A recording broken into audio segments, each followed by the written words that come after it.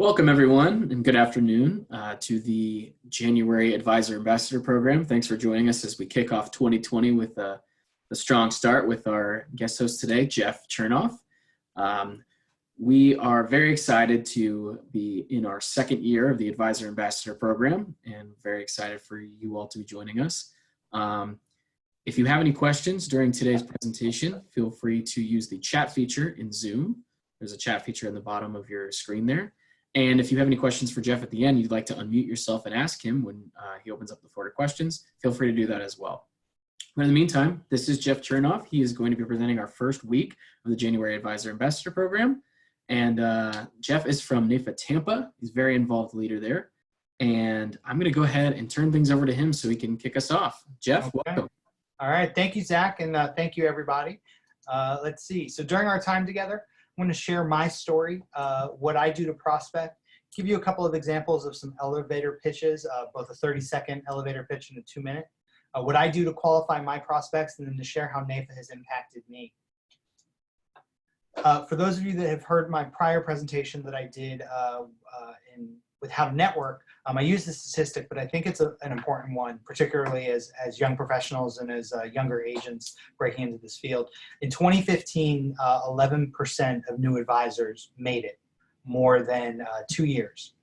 And so our job is really tough, and NAIFA exists to make our job a little bit easier, doing things like the Advisor Ambassador presentations, our National YAC Committee, and I know many of our state chapters also have YAC committees. We specifically create programming and provide programming to be able to help our young advisors under 40, less than 5 years experience make it, because this is not an easy industry in the beginning, but once you get over that initial hump, it actually can be a very rewarding field. So my story, I'm a third-generation advisor in both insurance and financial services. My previous background was actually in higher education. I managed residence halls on 3 college campuses at the University of North Dakota, Fair State University, which is in small town Michigan, in Big Rapids, and Virginia Tech. In 2010, my wife, who was working in higher education at the time, got a job at the University of South Florida. And in the Tampa Bay area, the recession was really still hitting very hard in 2010. And so there weren't a lot of opportunities to break into higher education in Tampa. So my father said, hey, come in, see what you think. No pressure one way or the other. And for better or for worse, I really didn't have much of a network to speak of, because most of my friends and family had moved away. And so this was an opportunity for me to really start out. So that was a little bit about me. I've now been in this industry, it'll be 10 years in June. So in theory, I've made it over the hump. One of these days, I'm going to sell an insurance policy. It's going to come. I know it. So what were some of the things that I did? First of all, I was licensed in March of 2011. And the first thing I did was earn my LUTCF designation after having joined NAIFA. And I took a prospecting course. I identified my target market, and then I went after my target market. My target market for me are business owners and white-collar professionals. Because we are a multi-line agency, each of our products really kind of hits that, as well as what we go after in terms of our investment space as well. So for those that don't know, there are 2 types of markets. You have a natural market and then a target market. As an example, I mentioned that I was in higher education. That would be a natural market for me, working with higher education professionals, people in the 403B space, if you will, because I came from that world. I understand that. I also understand the benefits and what's traditionally offered. Also, a natural market for me is Tampa and Florida, simply because I've been here most of my life, and I mentioned what my target markets are. So my elevator pitch, or an elevator pitch. What is it that you do? 2 schools of thought, and it's a choice. Some people intentionally keep it vague. Some people with the intention that someone's going to ask them a question from that. Some are very specific. I don't necessarily recommend one way or the other. I'll give you my 30-second pitch in a moment, and you'll determine. I tend to be pretty specific, but it's a style, it's a choice. And so what I would also recommend is make sure you practice it in the mirror. It's very easy to sound rehearsed, and so you shouldn't memorize it. by practicing it in the mirror, you can actually look at your facial expressions and see how you react. And it really should sound natural and not rehearsed. So my elevator pitch is if I'm at a networking event or if I'm meeting someone for the first time, I usually say something to the effect of, "Good afternoon, my name is Jeff Chernoff of Insurance and Trust, where we offer a personal level of service in the areas of personal lines, property and casualty, home, auto, flood, umbrella, life insurance, disability income, and investments. Think of me if you want to provide protection for your family now or in the future." And so that's really my 30-second pitch. In terms of my 2-minute pitch, I tend to go into more specifics. So I would still give that 30-second pitch, but then I would also give an example of how I've assisted someone that is my target market. So again, my 2-minute pitch very quickly is, "Good afternoon, my name is Jeff Chernoff of Insurance and Trust, where we offer a personal level of service in the areas of personal lines, property and casualty, so home, auto, flood, umbrella, life insurance, disability income, and investments. A great person that you can introduce me to or that I work well with are business owners, both white collar and blue collar, as well as white collar professionals. The reasons why is that we specialize in a variety of different insurance and financial services. And so for us, we are really able to help solve our clients' problems and be able to help them, whether as a business owner or as a high wage earner in a white collar profession." And like I said, I tend to be relatively specific. In my 30-second pitch, I'm pretty specific. In my 2-minute, I tend to be a little vaguer simply because not every situation is going to fit. So it really is kind of a judgment call. So how did I determine my target market? I looked at the companies that we were contracted with as an agency and spoke to my marketing and uplines and asked the question, who are the best people that you all want to work with? And so for me, it was doing the research and the due diligence. For those of you that are just breaking out, if you work primarily with 1 or 2 companies, this can be a relatively easy task. If you're an independent advisor, it tends to be a little more difficult. So I would encourage you to speak to your sales manager and find out the most frequent companies that your agency does business with. My father, who runs our agency, has been quoted many times as saying there's 2 types of sales, the easy and the hard. And if I were you, I would go after the easy sales. And so by creating a target market or a niche and learning everything you can about that, you can really start to focus and really separate yourself as to why someone would want to work with you versus any other insurance or financial professional. An example, if you work with a company that specializes in disability owned occupation, well, white collar target market is going to be a really good fit for that. And so you should be going after that type of business. The products are specifically designed to be able to assist those professions. So that's simply an example.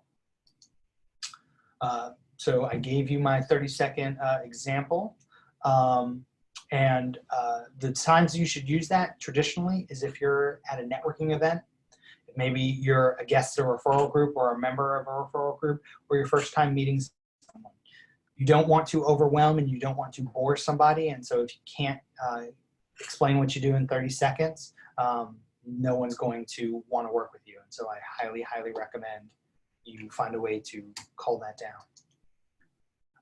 Example, 2 minutes bio for a website. When you're speaking to someone on the phone, I wouldn't suggest putting your 2-minute pitch in an email. It'll be very cumbersome. It's really designed when you started to establish that relationship, or if it's someone that's looking to find you, that's a great place for that. Okay, so as I mentioned, one of the things I wanted to talk about is what's my process for prospecting. I do a lot of networking. I'm very active with our local area Chamber of Commerce, as well as several other organizations. And so I'm in a position where I meet new people to me very frequently. And so the first thing that I do is I get a business card.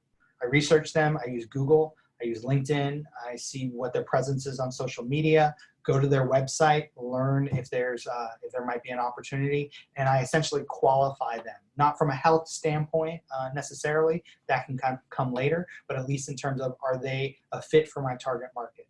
A note about LinkedIn, I'm sure many of you know that if you do look on LinkedIn, unless you are a premium member, it will notify that person that their profile has been searched. So something to be aware of, something as just a general reminder.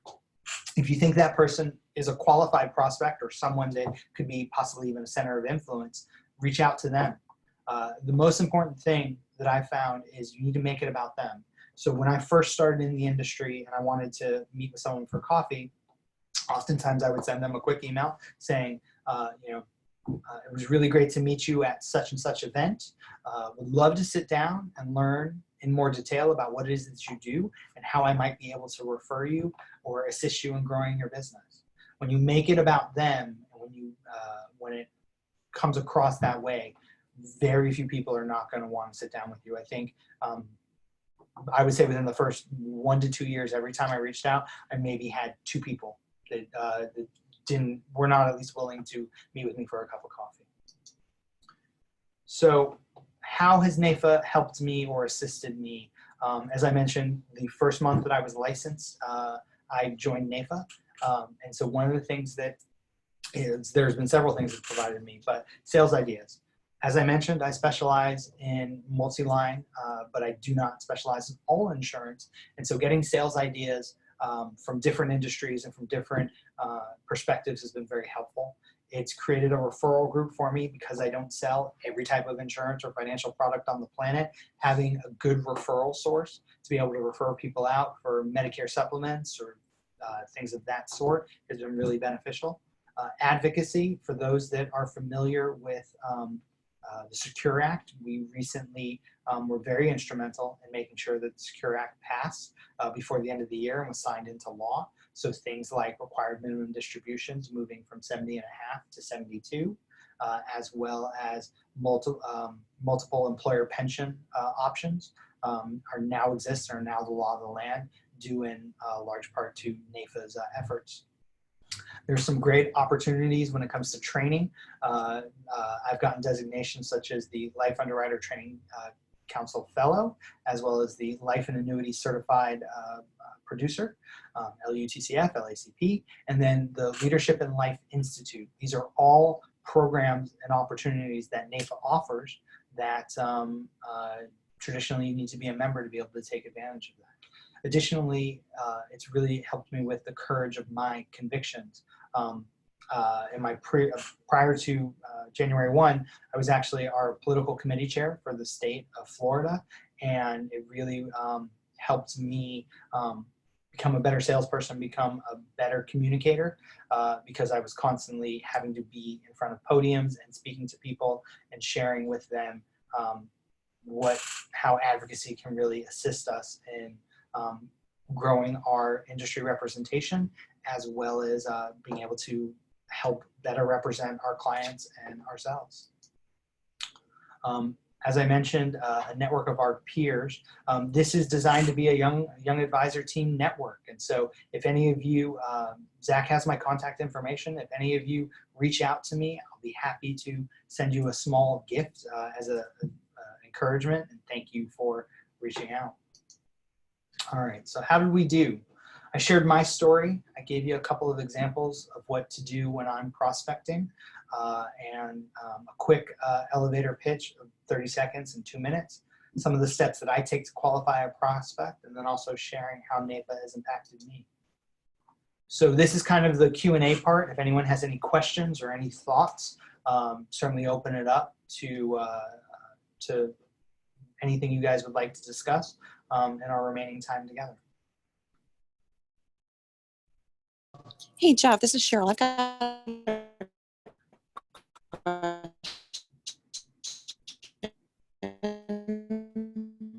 Cheryl, I'm having a very difficult time hearing you.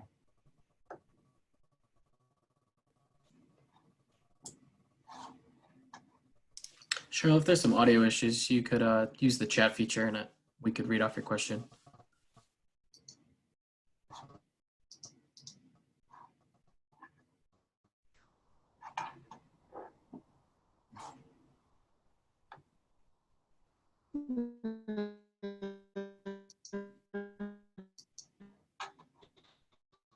Oh, okay.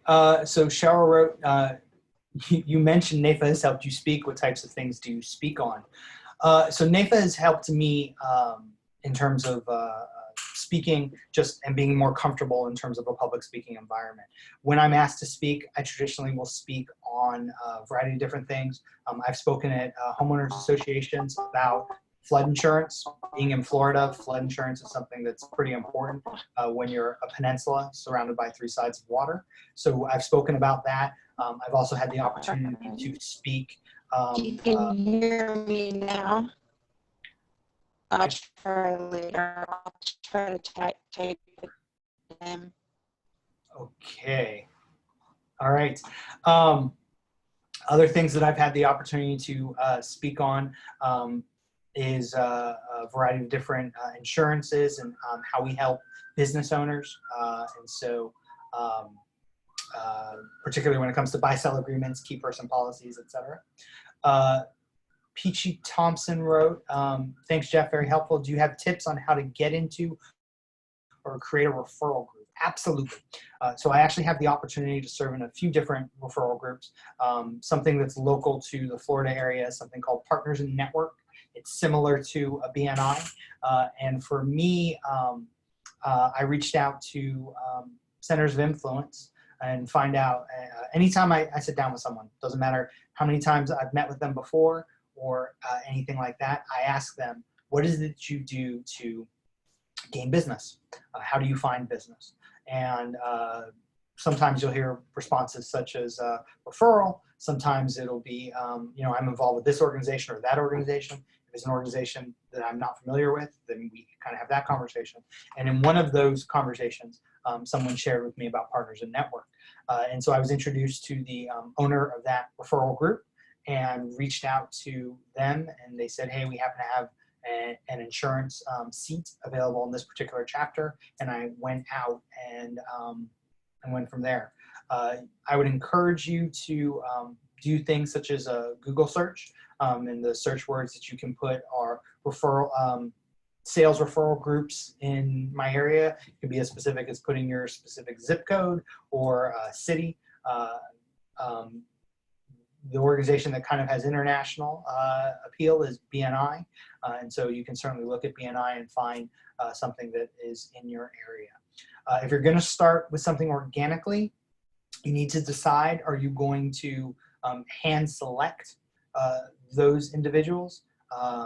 And if so, what industries do you want represented? One of the things that I've seen work is find out who are your best referral sources, what industries, and then the person that you know, like, and trust the most in that industry, reach out to them and say, hey, I'm starting a referral group, was interested if you wanted to be a part of it, and kind of go from there. Frequency is going to be important. For example, if you partner with a lot of the state attorneys, well, sometimes they're not able to meet on a weekly basis as BNI does. And so are you comfortable with it being a monthly, quarterly, et cetera? And so making sure the frequency is important. The other thing, if you're starting a referral group, making sure that you're consistent. And so whatever the messaging is, whatever the wording is that you have each week, that you stick with that, and that there's some level of accountability. Other questions or thoughts? Cheryl, I see you back on the screen. Did I answer your question? Okay.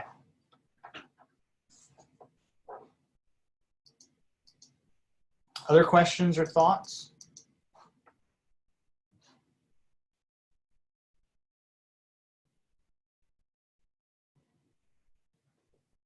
Well, don't all shout at once, people.